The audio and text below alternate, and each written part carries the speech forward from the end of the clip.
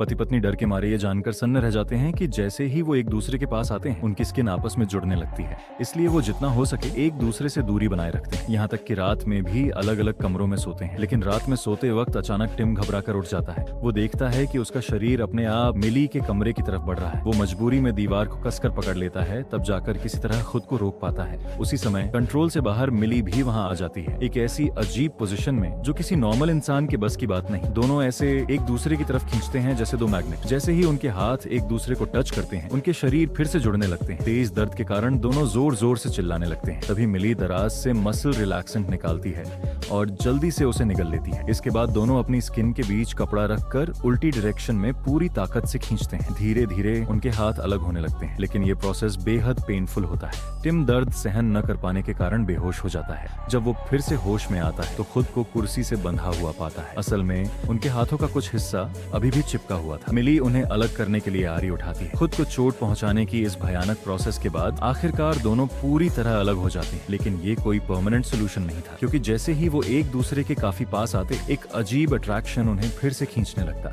अपनी प्यारी पत्नी के लिए टिम अपने प्यार का इजहार करने के बाद चाकू निकालता है और अपनी जान देकर मिली को बचाने का फैसला करता है। लेकिन तब तक मिली पहले ही सीरियसली इंजर्ड हो चुकी होती है और ज्यादा खून बहने की वजह से बेहोश हो जाती है। उसे बचाने के लिए टिम खुद ही उसके हाथ से जुड़ जाता है और अपना खून उसके शरीर में ट्रांसफर करता है। आखिरकार वो मिली को बचाने में सफल हो जाता है। काफी सोच विचार के बाद दोनों ये फैसला करते हैं कि अब वो हमेशा के लिए एक हो जाएंगे। पूरी